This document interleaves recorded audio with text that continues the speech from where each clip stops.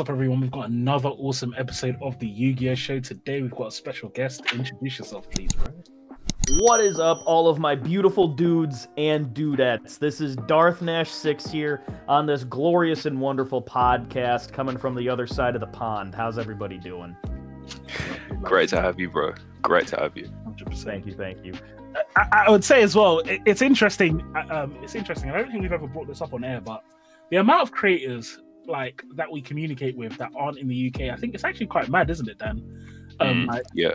I feel like the majority of creators, it's like you said, you're in Canada, maybe? Almost. I live 30 minutes away from the border. I'm in New York.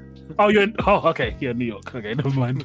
But it's like, considering it's a bit of a shell shock. And so I have a question for you, which is, so for us, it's like we're talking to someone in New York that's like ages and ages away. If you're talking to someone on the West Coast, I think I've got it right, which is the other side, is that like really far away? Is it just kind of like, oh, we're all in America, it's all the same? How is that for you? It's really far away. Like if I'm talking to like Slim X Team Symmetry, who's based in California, that's a 4-hour difference. Yeah. So it's like it is almost as far to get to their part of California than it is for me to go to London. Like I think it's a longer plane trip. Oh my gosh. Really? Yeah, so like for YCS London, it was like $800 USD cheaper for me to go to YCS London than it was to go to YCS LA. Sure. Wow. What a show. So like plane ticket and hotel and everything was about $800 cheaper than getting a plane to LA and getting a place to stay at in LA. And like That's the plane nuts. ride was a little, I think it was like 2 hours less. Do you know what? Yeah, that's crazy. I think you know what it is. We look at maps and we just take it for granted, like how big America is. Like, you look at a flat map, you just think, oh yeah, it's easy to just jump on a plane and just like fly across America. But like that's it's massive. that's a considerable distance. To give you guys like an even crazier idea, it is less time for me to drive to Toronto and go to the locals up in Toronto, the locals that like Ruggles or Distant Coder or Team Sam or Triff or Hakuna My Data, all of them. Like it's faster for me to get there than it is for me to go to one of my locals that I go to with crush cards on my side of the border. That's crazy. It doesn't sound very local. Toronto is 30 minutes. Toronto is 30 minutes closer to me than Millennium Games. Where like Crush Cards do all of their like let's go to locals videos.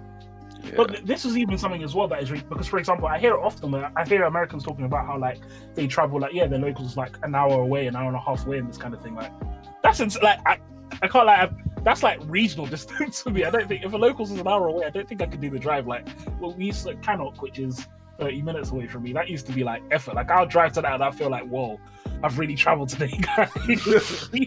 I've got a locals. I've got Millennium Games, which is like hour 30, hour 40 or so, and then I've got 3 locals that are all within 15 minutes of like where my apartment is. And then there used to be another locals that was about 40 minutes away, but they apparently closed down. Excuse me. They closed down a few years ago, and I like completely missed it. And so I'm kind of sad about that. I liked them. Yeah, that's wow. What a shock. Yeah, I don't know if I'd be able to. I'd have to find someone to drive me around or something. I don't know if I'd be willing to travel that far. Damn, America is wild. Crazy. But then at the same time, your locals are probably like, well, I don't know, I'm guessing. Like, would you say you're consistently, for example, getting more than 20, 25, 30 people? Or is it kind of low numbers? Like, so it's like I got a couple locals that's like you'll get 8, 10 people, and then it's like you're getting around 40 regularly. Like if I were to go to my like Saturday locals, it's sometimes we're pushing 50 people. But then it's like my Friday and Sunday locals that are close to me. They're around 10 to 12 people. If I were to go to Millennium Games on Sunday, they're regularly around 40 to 50 people. Yeah, like I'd say in the UK, I know of like 2.5 locals that are like that. Like I'd say Brotherhood used to consistently be like 40 to 50. Then you've got what's the one in Nottingham that I always forget that Manuscrew. Dice. Yeah, Manuscrew. Oh no, Manuscrew. Oh, Manuscrew. Manuscrew is another one that is consistent. Dice Cup is it? Is it Dice Cup? Is it Dice Cup or the Manuscrew? I don't know. It's Nottingham or it's Nottingham, right? Yeah. Nottingham's below us, Northampton's above us, if I'm not mistaken. Yeah. So they're big as well. And then the last one is the one in Leeds, Royal Armoury. The guys who do the Royal Armoury's one, their locals are usually quite big as well. But other than that, yeah, our locals, it's rare to get a locals with more than 20 people. Like, if we get a 20 people local, it's like, oh, yeah, we're killing it. Yeah, we're buzzing in it. We're buzzing. That's like a regional for us. Yeah, that's a kind of. Yeah, I mean, our OTS championship was 13 people. That was fun. 15 person. That is intense competition right there. 100%. Yeah. But sorry, I've gotten a bit of a sidetrack. Oh, were you about to ask something now before I ask my question? No. I'm just having a couple of I was just going to ask, Nash.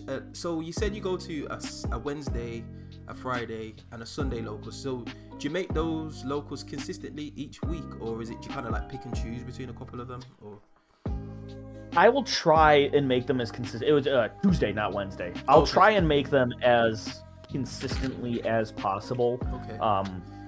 It's just trying to balance it with like my normal life, I guess you could say. Yeah.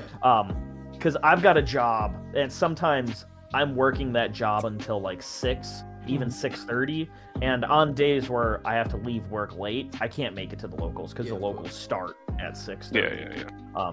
So I'll regularly try and go to Tuesday, Friday.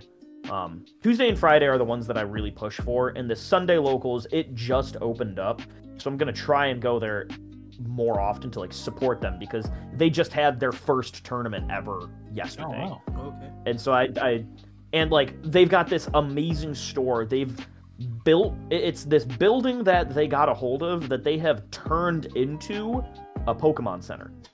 Oh wow. Oh, Yo. Like they've designed the entire building outside and inside to look like a Poke Center. And I think it's the coolest thing ever. So I want to give them, like, I want to go to them as much as possible because I do not want them to go under. I'm like, this is the coolest location I've ever been to. yeah, that's pretty. That just sounds hard. I think it's important that you mentioned about supporting local businesses as well, like especially with the locals, because I hear a lot of people making the argument like, it's long to go to locals, and sometimes it is long to go to locals, but if you don't go locals just go under in it. So support your local game stores. Oh, absolutely. And the thing with, like, support your local community. It's like, this is going to sound like I'm a LinkedIn, influencer, but it's like, your local community, they're your network within the game. And the more friends you make with the game, the more you can, like, socialize. And it's always good to have an excuse to socialize, to get yourself out of the house, to interact with people. Not only for playtesting, but the more people you play with, the more play styles you learn. And it really affects, like, your cognitive abilities. If you can play with so many different people and then you get a group of people that you trust that you can play with, you can see so many different ways of playing and so many different ways of looking at the game, rather than if you're just at home grinding on Dueling Book, grinding on Master Duel, testing by yourself. You're never going to do as good as you can if you've got a group of people. Like, you need a group of people to test with, and little locals, like a locals scene, is a great way to get that testing ground. And even I look at, like, the smaller 10-15 man locals as, like, I'm paying $5 to get 3 to 4 rounds of testing in. I don't look at it as a local tournament. I look at it as, an opportunity to get 4 actual games of testing in, so that I can apply my ideas that I've been thinking about. And then, 20 or more, I'm going to take that locals more seriously. 100%. And I think that's a really, really good point as well when it comes to the testing thing, because testing in a real life space, it's I don't know what it is, but something about it is just so different to, like, testing at home and stuff. Like, it's not the same feeling. Like, even little things like testing on DB, like, there's some value in that, definitely. I think testing DB is really good, but I can't compare to, like, when I actually go to locals, which is why, for example, it bothers me when I go to locals and there's no one there, and it's just like, like, it could be so good. Like, I could be getting so much better if I was at locals and actually testing with real people. And it's fun as well. It's nice. Like, that's some of the best time I have during the week when I'm hanging out with my mates at locals, and it's like 100%. all just playing games and all of that. Yeah. Definitely. And it's almost like, oh, sorry. No, go on.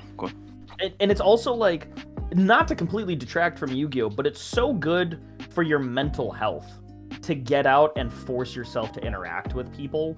And I look at it as that way. Like I'm forcing myself to socialize, to get out and interact with other people, so that I'm not alone in my apartment.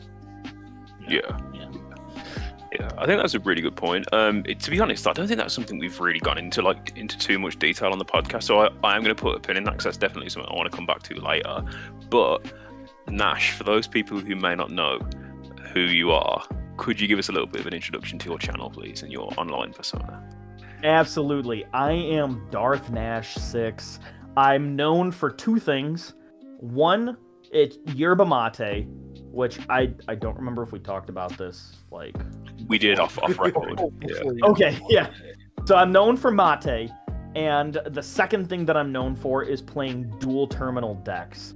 For the listeners and watchers that don't know what dual terminal is, at the start of the 5Ds era, in order to promote synchro summoning, what Konami did, or I think it was Upper Deck at the time, this was before Konami, what they did was they created arcade machines that were the dual terminals that had a special rarity called the dual terminal printing.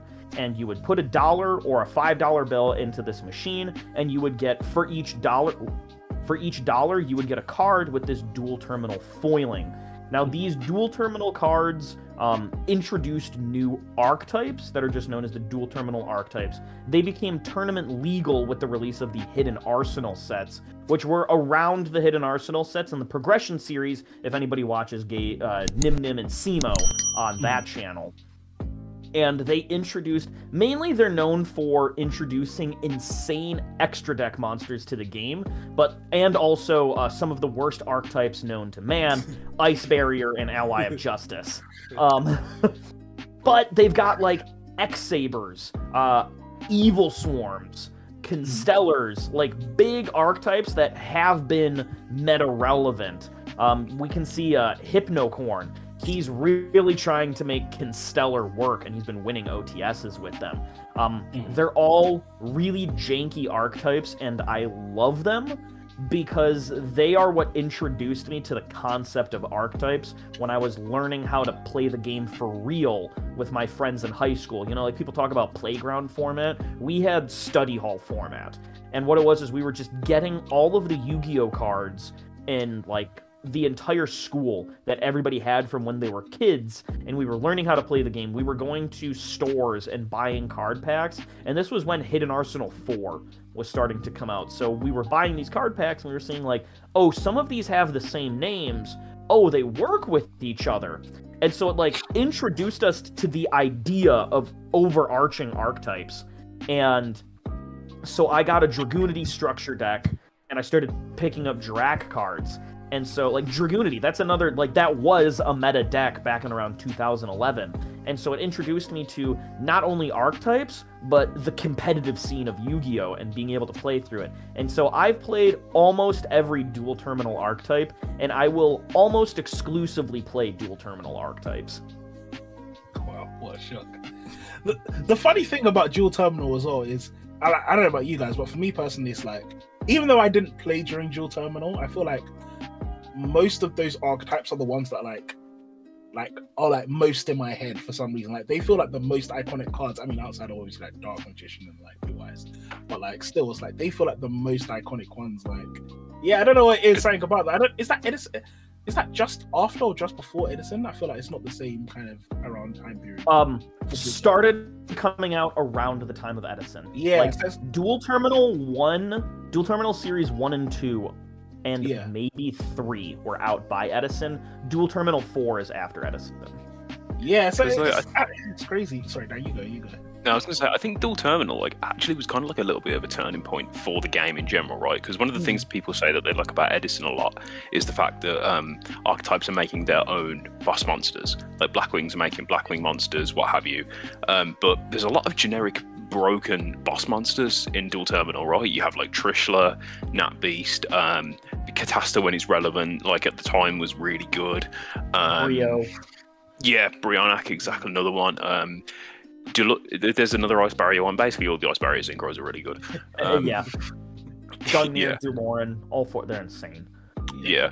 So I do think actually the dual terminal is probably more important for the progression of the games in the meta than people give it credit for, to be honest. Like, thinking about it. Yeah, definitely was an awesome time period for the game.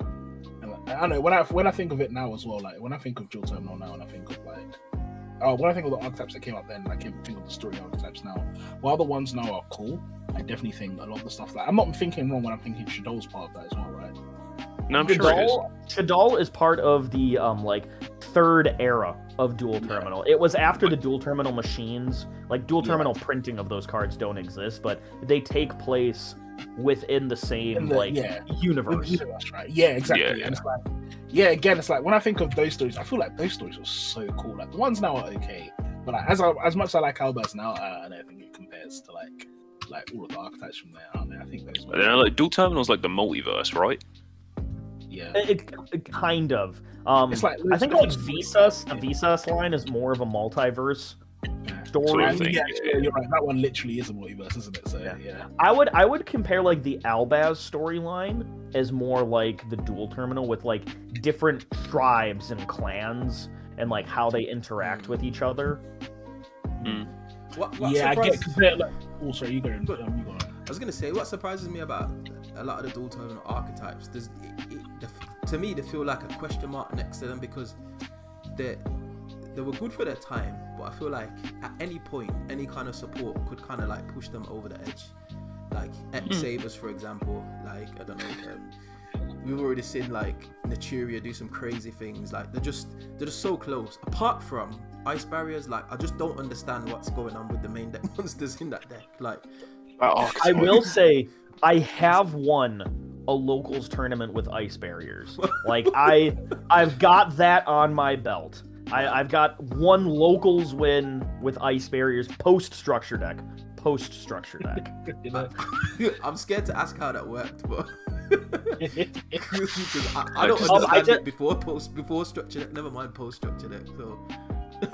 It wouldn't have done anything if needle fiber wasn't legal at the time. The fact that I could quick play synchro into Trishula repeatedly on my opponent's turn, that's what I would do. I would go into Trishula, or I'd go into the level 11 Trish synchro, which just banishes 3 on my opponent's field. So that's like, I geared the deck towards building up a board to quick play synchro on my opponent's turn and just like interrupt, and then, you know, attack with big number. This is what I mean about ice barriers, though. Their extra deck monsters are so good, but how do you fuck up a main archetype, like main deck, that badly? I don't know. No disrespect meant to any ice barrier fans out there, but all 4 of them. I was gonna say, look, if you're still an ice barrier fan at this stage, look, you have to. But you have to. It's not worth it. I don't need it. It's a painful archetype to be a supporter of. Yeah. Maybe ice barriers will be good in the upcoming Dune meta. Maybe. Hey, you know, Vanadium ice barrier. Watch out, bro. Yeah, speaking of which, coming back to something more recent, that leads on to what do we think is the Dune meta is going to be like? I think we're probably about to have a pretty significant meta refresh for the first time since, was it Pote was the first one that Clearing Sprite came out? Yeah, Pote, yeah, since Pote. So it's like we're going to have a pretty big change in the meta, I would say. So what do we think, guys? What do you think it's going to be like? What do you think is going to be the good decks, all of that stuff? Yeah. Honestly, like, I haven't given it much thought. I've not been playing too competitively over the recent few months, just because like I've been a bit format sick. But I think we're gonna introduce, like, Pearly's just gonna get way more powerful. I think with the traps bonkers. Rescue Ice. I've not heard anyone talk about this deck. Have you heard of this deck, Fabs? Rescue Ice, Andre?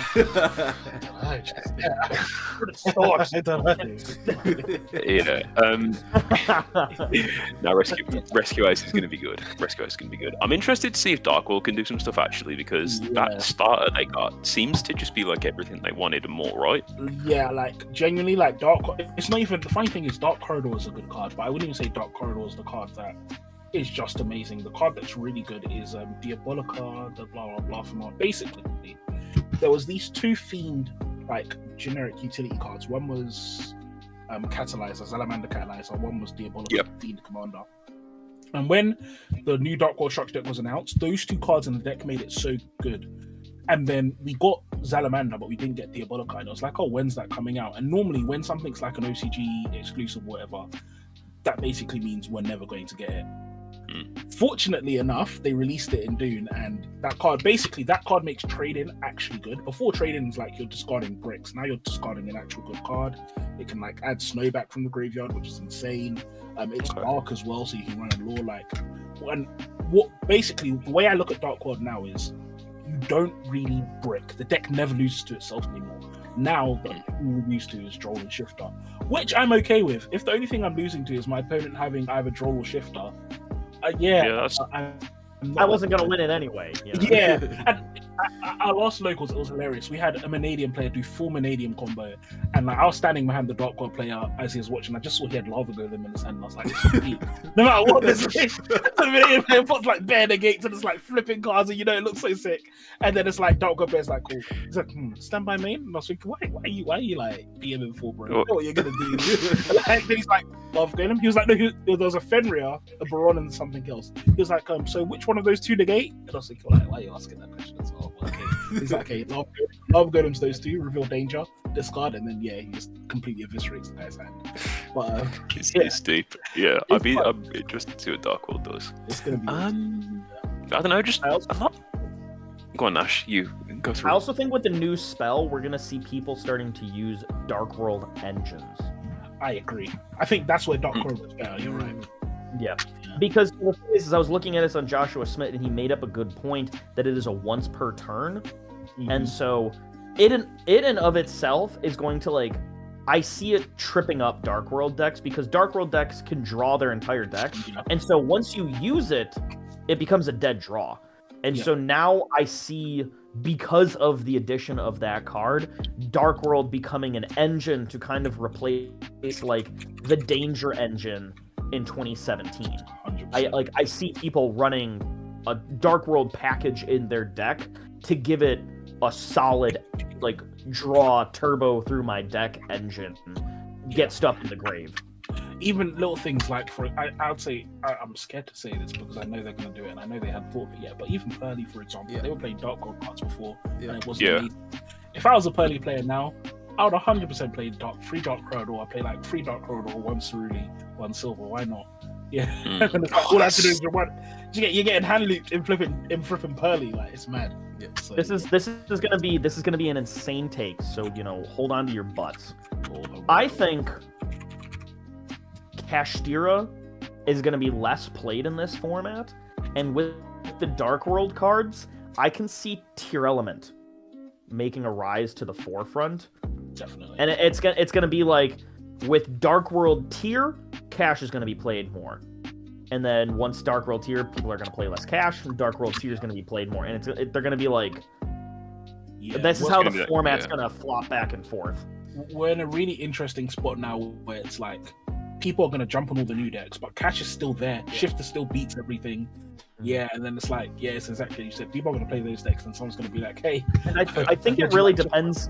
I think it really depends on how much Pearly's going to blow up, because Pearly has an insane Cash matchup, and it's only gotten better now. Yeah, I hope everyone plays Pearly as a Rescues player. I'm very happy if everyone decides to play Pearly. Yeah, I know we've spoke about this previously, but I do think when something happens to Cash, you'll see more of what we think the meta will be. Like, people have been still playing Dragon Link, and it dies to like Shifter and Droll, which is obviously the format, but Cash is somewhat gatekeeping it, and I feel like as soon as a Rise Heart gets hit, which I feel like it's going to be inevitable just because of his macro effect, we will see like the resurgence of some of those older decks. We all know Pearly is going to be a staple. Like, there's one guy at my locals that plays Pearly, and I played him probably about 3 weeks in a row, and every time I played him, I've asked him what his cards are doing. Like, he just keeps equipping stuff. I can't be bothered to learn the deck. Do you get what I mean? I play Kurikara, so I'm just like, alright, if I'm drawing it, I don't need to know. You get me? I'm just gonna Kurikara, but like, it does a lot, and then you just I didn't respect it before, but now especially with the Dark Mode engine, I feel like it's going to be doing a lot more than it used to, if you get what I mean. And then obviously it's got its new XYZ as well, which is just, it's silly. So so yeah, Pearly's going to be a problem. Yeah, I used to 100%. have before when Pearly plays bricked on sleepy memory, but that's not happening. That's what I mean. Nah, definitely not. I 100% agree with what you say about a Rise Hard gatekeeping the format. Like, it feels like that's what's keeping Cash so powerful. I know that Cash is broken, like, regardless of the main deck monsters, but like, yeah, a Rise Hard just gatekeeps the shit out of so many decks. Like, I Manadium, for example, like, is a deck that people are talking about, and the Synchron stuff. They need the graveyard. Yeah, I think. One thing as well is Cash. Another thing as well that was kind of making Cash get weaker and weaker is that we were moving into a board breaker format, and Cash is horrible into board breakers, but Cash is amazing in a hand trap format. And it's like, it's not even really Cash. Fenrir is amazing in a hand trap format. In the simplified game state, Fenrir is one of the best cards in the game, and we're going to. I mean, when Manadium and stuff are like calamity locking you, you have to main deck a bunch of hand traps, and if you're in a simplified game state against Cash, it's not looking good for you because they're going to keep banishing your cards face down, and if they ever do establish a Rise Heart, now they're going to be like banishing other cards as well, and you can't access your grave and all of that. And yeah, it's pretty insane. Yeah, definitely. Yeah, I'm excited for it there. I think we were just talking. Jimothy was talking about Dogmatica just before this, and for example, that's a deck I would say that is utterly violated by Kashtira, and that's going to become. You can't activate your best card. You can activate it. It's not do anything. But I mean, it's going to be nice to play decks like that and feel free again. Definitely. 100%, which does lead me nicely to a question that I wanted to put specifically to Nash and Andre. You're both people who play rogue decks, but you play them as competitively as you can. So I want to put the question to both of you. What's the thought process in how you pick a rogue deck and making it as viable as possible? Jimothy, if you want to go first, go for it. Okay, so for me, it's whatever the gimmick is. So, Dogmatica, for example, like, I like the idea of the ritual monster, and just being unaffected, because along with ripping an extra deck, which is kind of like what Dogmatica does anyway. Maximus was doing it from day dot. He's just another avenue. But having that ritual monster and then going into, I think, what was it playing the other day? The Dogmatica Nexus. So I resolved Nexus about 3 or 4 times now, and like somebody said to me like, what's going on here? Why am I dying and burning at the same time? I was like, well, just have you read this card? Like, and that's part of what like I like. It's the unpreparedness of my opponent and me just trying to explain to him what each card does, and depending on what the gimmick is, it kind of like it puts me in this zone. Like Ninja Mosquito OTK, for example, that's the whole reason I bought a Sprite deck. I don't play Sprite no more, but I got to Ninja Mosquito OTK, and to me that just, I was just like fascinated by it. I was like, I'm gonna kill you with a 0 attack monster. Like, do you know what I mean? And I think that's what drives me to try and like just like build these decks and play them as competitively as I can, just to pull off that one gimmick that kind of like wins you the game, kind of thing. So that's where I stand with it. What about you, know?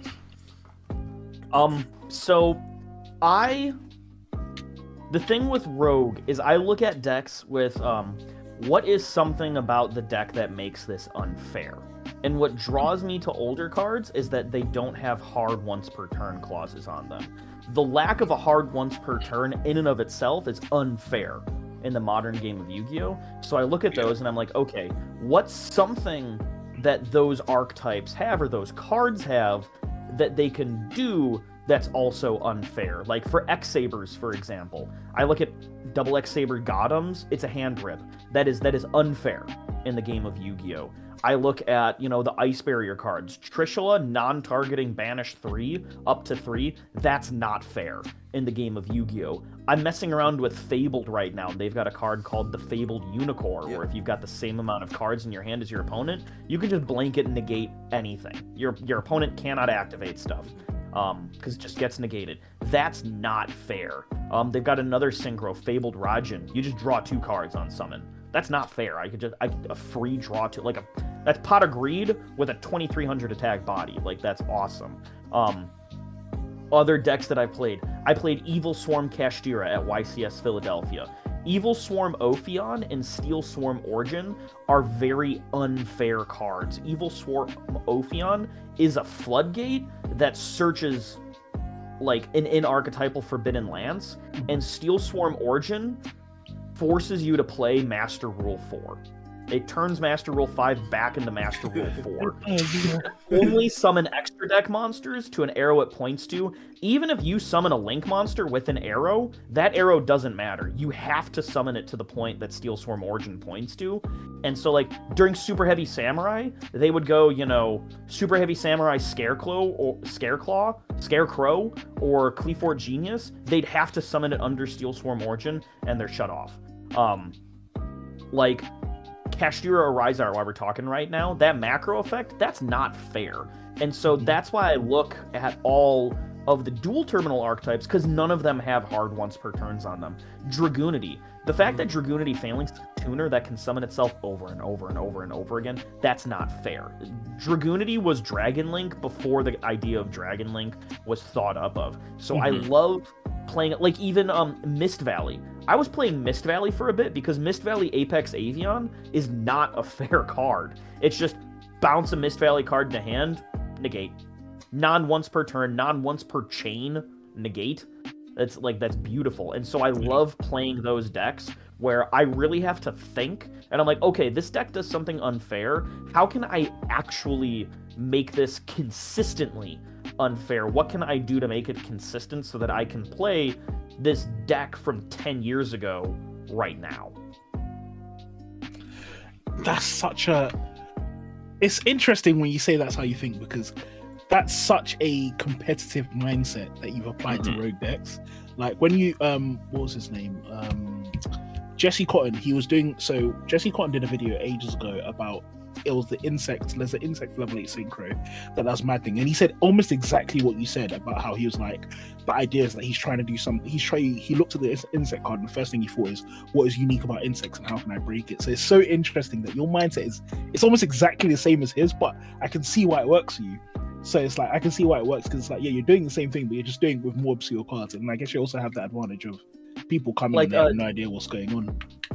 Funny you mentioned the Diablanta Synchro. That Synchro is the reason I took Naturia Punk to YCS London. Okay. The existence of that card. Because I knew that Punk without my normal summon could go into that Synchro, send Mole Cricket to the grave. I could normal summon Naturia Camellia, and I could get full combo. Or I could get Naturia combo, and then I could use my normal summon for Naturia Bamboo Shoot. Oh yeah, wow. Which is also that card's busted. Yeah, which is a very unfair card. Yeah. It's not that it negates, you just cannot activate. It's like, you want to activate Dark Ruler? You can't. It's not happening. It's not. You cannot activate Super Polymerization. Oh my gosh, yeah. So, kind of as a follow-up then, if you were to say your top 3 favorite rogue strategies that you've kind of cooked up, what would they be?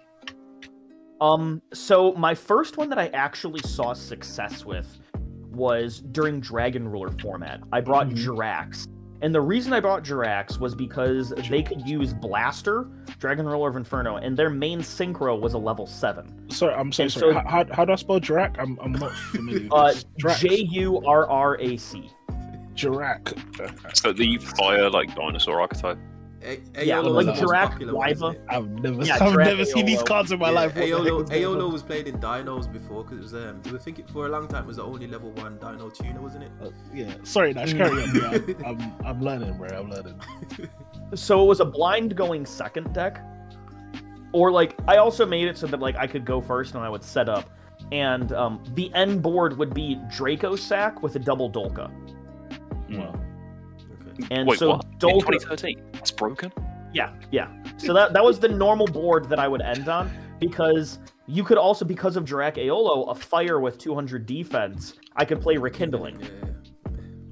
And the burner, the baby Dragon Ruler, the baby fire, is also 200 defense.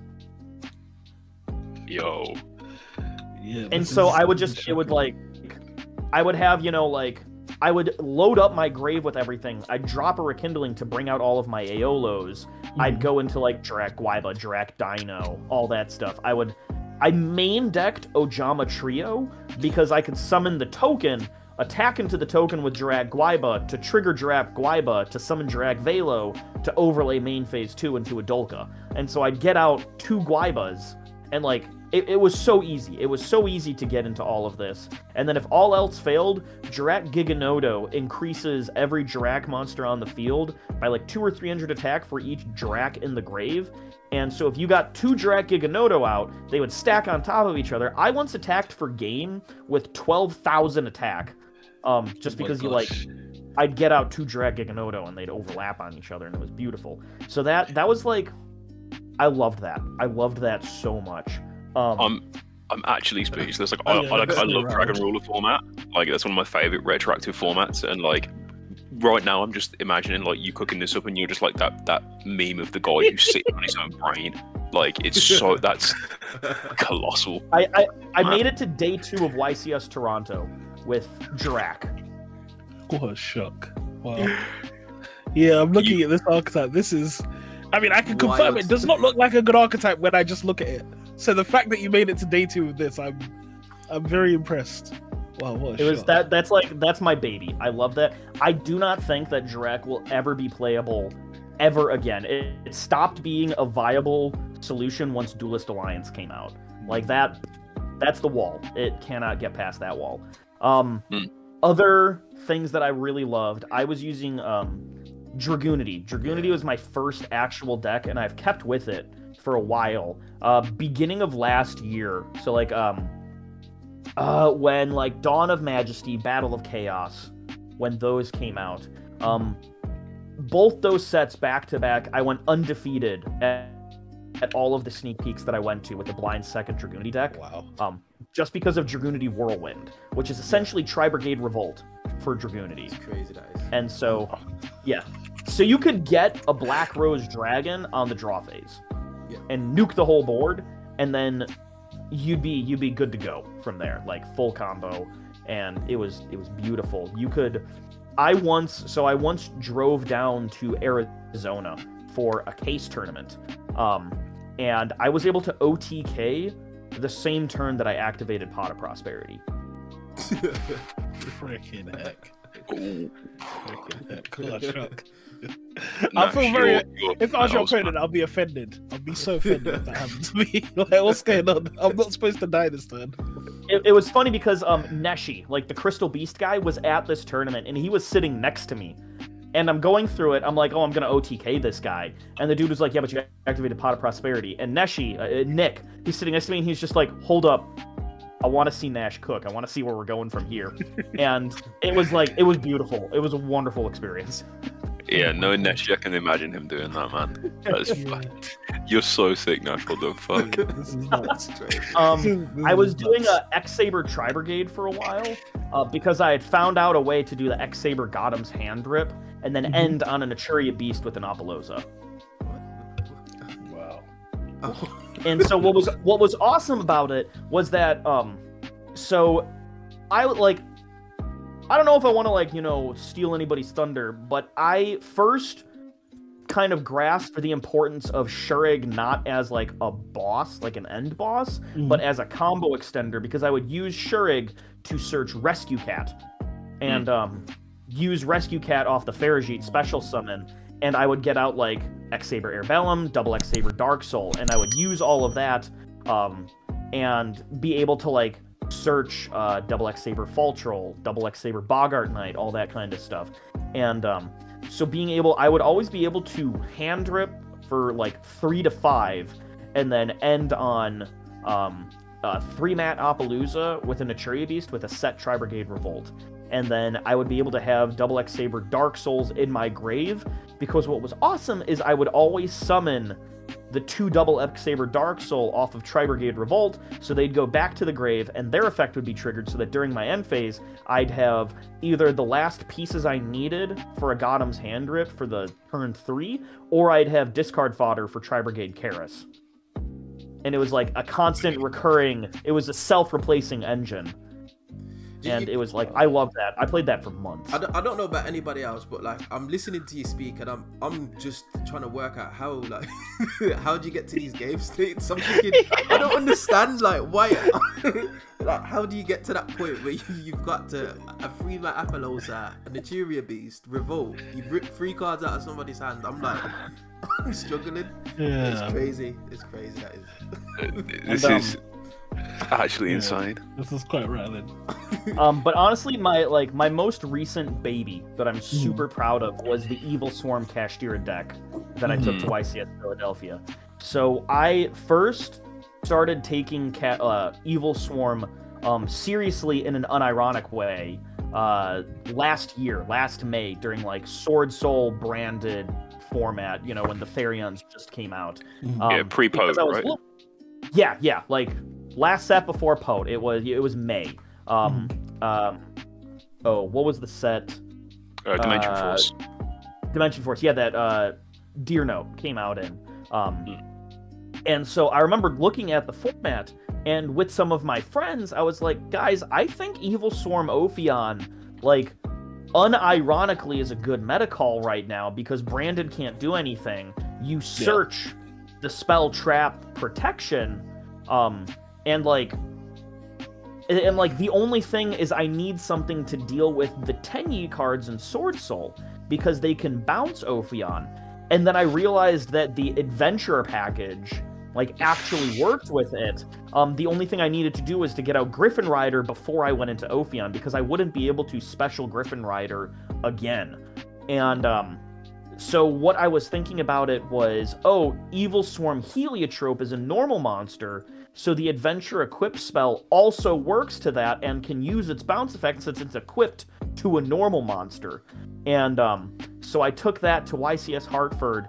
Due to misplays, I did not do well. Not that the deck didn't do well. It was like, it was purely because I still can remember every misplay that I did that caused me to not perform well, because I've had other people play with the deck and they're like, no, this deck is insane. So I took Adventure Evil Swarm. And then for YCS Philadelphia, I was like, I think Evil Swarm might be the play, again, because the only deck that it doesn't do anything against is Pearly. It's the only deck that does not care. And I was like, okay, Evil Swarm Ophion, Kashtira Arise Heart. I can get out Ophion by the 5th summon. So I'll be set. Then I can special summon Rise Heart, which special summons as a level 4 to turn itself into a level 7. I was like, I can work around Ophion. And then against the super heavy Samurai matchup, I'll just go into Steel Swarm Origin, pointing at Arise Heart, so that Arise Heart has targeting and destruction prevention due to Steel Swarm Origin. And my opponent, if I'm going against a Link spam deck like Sprite, they are stuck with 1 extra monster zone. That's it. They can only play with 1.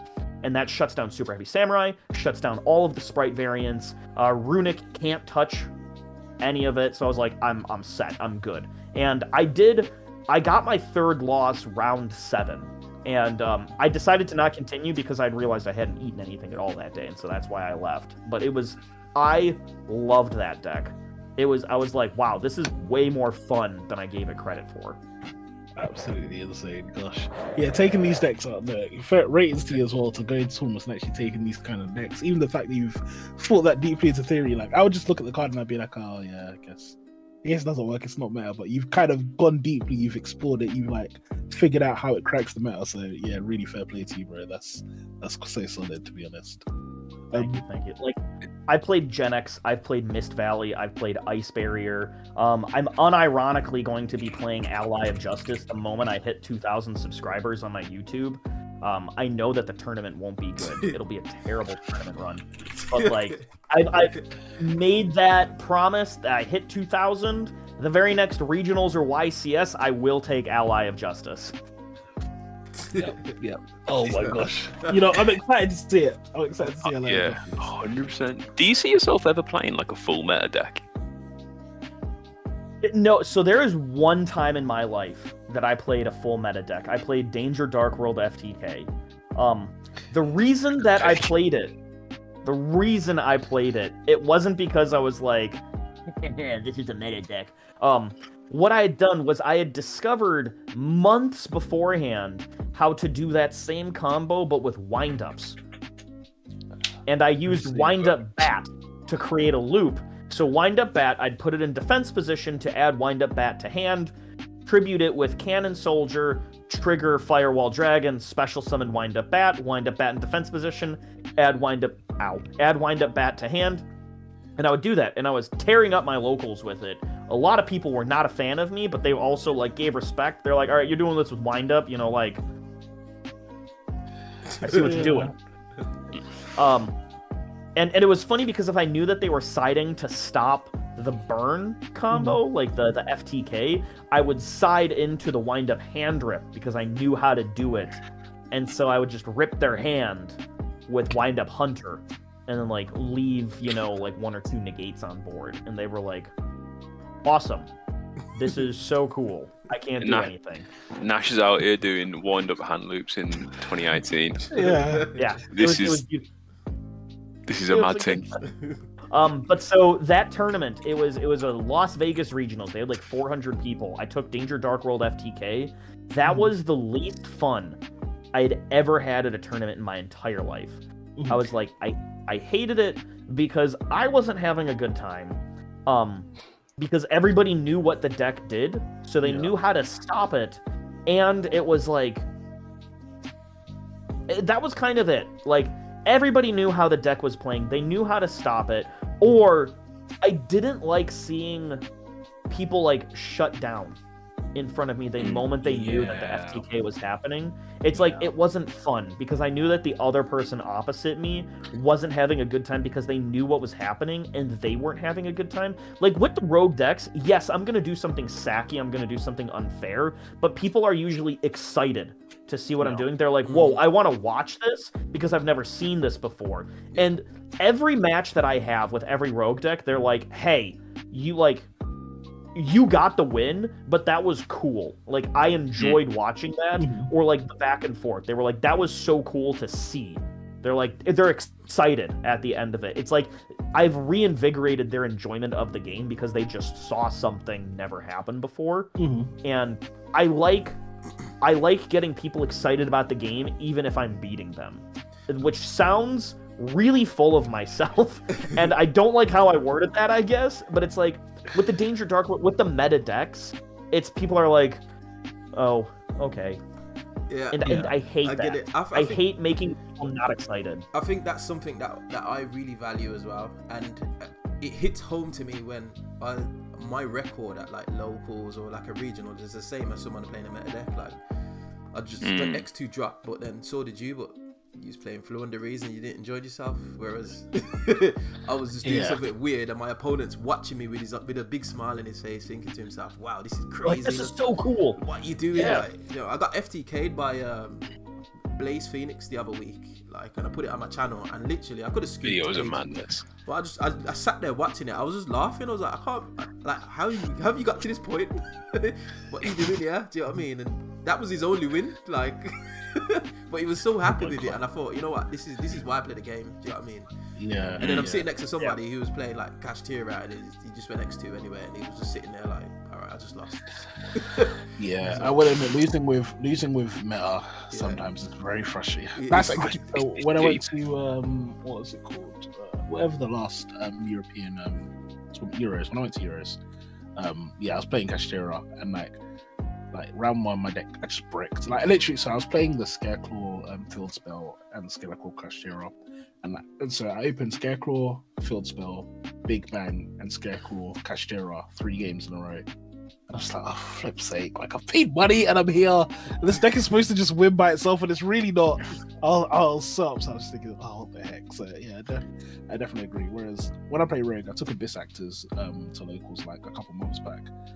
Yeah, I didn't care. Like, I lost every game. I didn't care. I was just having fun. My opponent, it was the same thing. Like, I was resolving Abyss Actors having like a draw 5 where they make you pop the card and they draw 5, and like just resolving that once like made the whole locals to me. Like, I had a great time. So yeah, no, definitely. Like, I think people like to shit on rogue players a lot, but I think speaking to Nash has actually just like kind of like reconfirmed this for me. a lot of the rogue players that we have on the show, Fabs, and I don't know if you'll agree with me here, they actually have like some of the most nuanced takes when it comes to actually understanding the game. Yeah, like, definitely. Because I think with a rogue deck, it's like, and feel free to correct me if I'm wrong, but I always see it from the perspective of like, okay, you don't have to worry so much about the meta and how it's going to come. You have to worry just more about like focus more on what you're doing, I guess, if that makes sense. I actually wouldn't agree. I feel like I've worded that badly. To be yeah, honest. like I would say it the other way almost, where it's like when I'm playing a meta deck, I feel like I need to know every other deck very well because my deck's good enough that it's going to win matchups by itself. Like Kashtira is, I think, the perfect example. I don't really need to know Kashtira super well. Most of the time, a Rice Heart Pass is going to win me the game, or Shifter is going to win me the game. But one of the pieces of advice I actually always give people playing rogue decks is that you need to know the meta decks better than them because they're not going to know your deck well. So if you know their deck well and you know how your deck's win con applies to their deck, then you're likely to take those matchups for free. So like I think that's why I think they have those nuanced takes because they have to know that. It's kind of like Matt was explaining before, right? Like how it's like he knew exactly how Evil Swarm is going to win, and Steel Swarm Origin is going to win this matchup, that matchup, that matchup. So it's like knowing the meta really well. Yeah, that's what like I think I meant to say, but I didn't think I just worded it god awfully.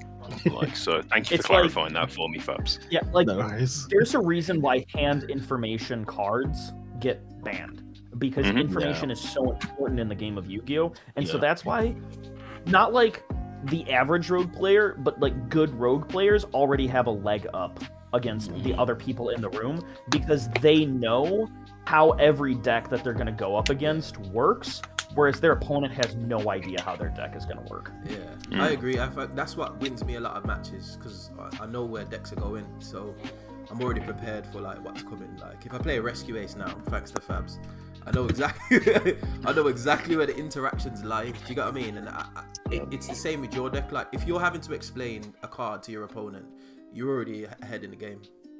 Because there's no way that they can register that information that quickly whilst you're comboing and then try and make an informed decision. Do you get what I mean? And I think that's another reason why I like to play rogue because they're having to think on their feet, whereas I'm just sitting there very, very comfortably making some weird ass combo, and they're just like, okay, where's this going?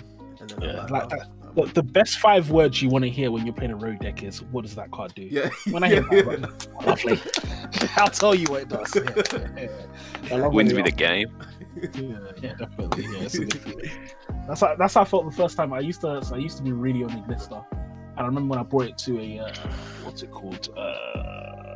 It was an ATS Championship. It was just back in Prankets format, and absolutely no one at all in like my whole locals knew how Igniston works.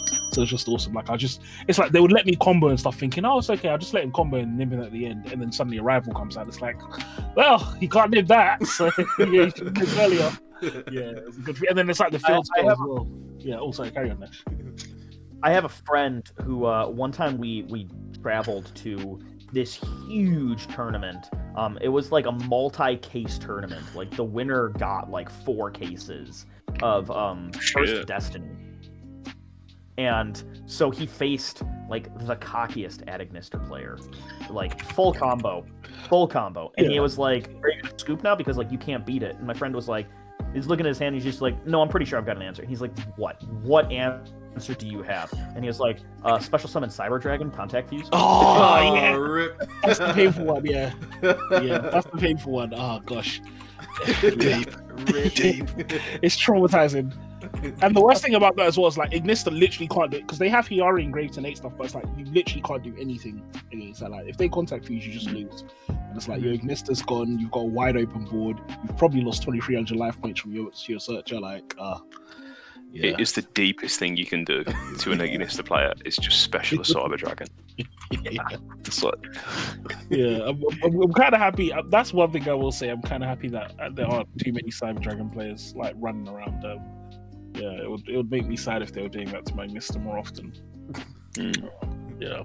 But before we're going to go into our Am I the Arsehole? So has anyone got a last topic before we move into that? I do have one, but I think it's we're probably gonna need a little bit more time. So I think I'll save it. You sure you don't want to flow over it? We can flow over it. No. I think it's something that's a little bit more nuanced. I think so. We'll save it for like another episode. I think. No problem. So Nash, how familiar? I don't know. I'm on my tongue there. I was doing bits, but how familiar are you with the subreddit? Am I the asshole? I've heard legends on it of the open seas. Like I'll sometimes see stuff pop up on Facebook. It's yeah. I am familiar with it. I've never actually gone to the subreddit, but I've read some of them before. Okay, yeah. So yeah, it's a pretty good subreddit. We always do a question at the end. Well, I say we usually do a question, and I've had a couple. So side note before I go into it.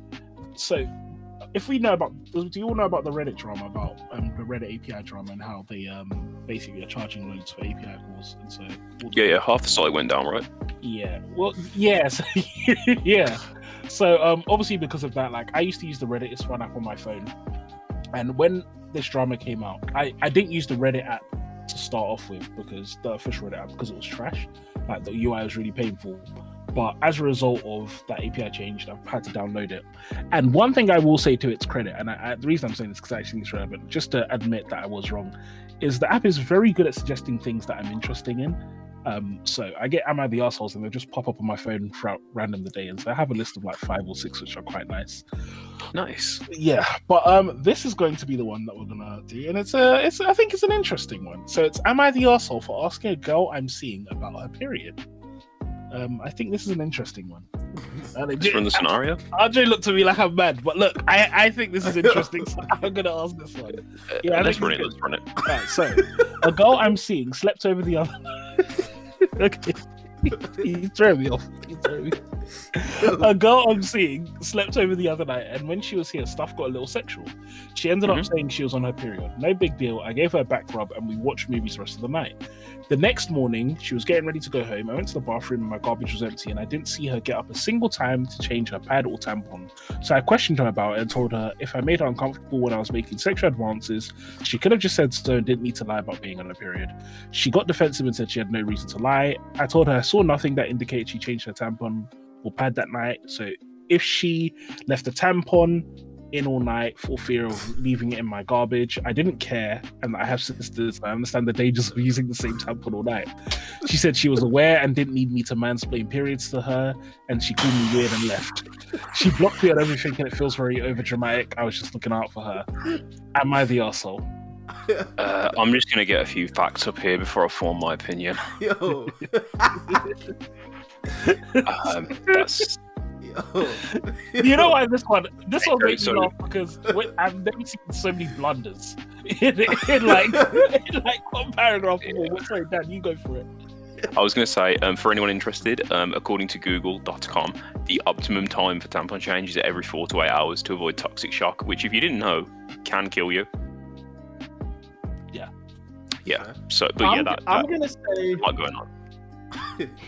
I'm gonna say that he's still the asshole. Because he's making a big deal out of, like, almost, like, it's like, bro, it's not your place to talk to her about this stuff. Like, like, not every guy has a penis, not every woman has a vagina, sort of thing, but it's like, dude, if you don't go through a period, you don't have to ask her about her period. Yeah. Not like it's taboo or anything, but it's like, it's not your place, my guy. Like, if you're like, it's almost like he's like, hey, I want to have sex with you, and I just saw that there wasn't a tampon in my trash, so ma'am, were you lying about being on a period because you spurned my sex? Because obviously you wanted to have sex with me, so it's like that's how I'm looking at it, I think that's why I was giggling, because like as the am I the asshole when I just thought you're just getting more and more like an asshole. Like, when did you become a detective? Like, why are you investigating? How long? Like, he's checking the trash and them kind of things. Like, okay, she hasn't like, got rid of the trash, so that means she must. Yeah. Like that's going through his head. So therefore, and I'm thinking to myself, bro, like, why? She's giving you an answer. You gave her a back rub. And you watched the film. Like, just be happy with the evening. Do you know what I mean? You know what the worst bit about this is? When Fab said, she said she was on a period, I said, no worries, give her a back rub and watch films. I was like, okay, he's a That's gentleman awesome. in it. Yeah. Good for you. You know, like, strong way to sort of carry it. And then in the morning, he just fucks it. Just throws it out the window. he wasn't the asshole until he became the asshole. Yeah, see, the funny thing is, I think she probably was lying about being on her period because he seems like an idiot and a creep. So that's probably why she didn't want to have sex with him, and so she started lying. That's what I thought at first. I was like, okay, like she's on her period, she doesn't want to do it with you.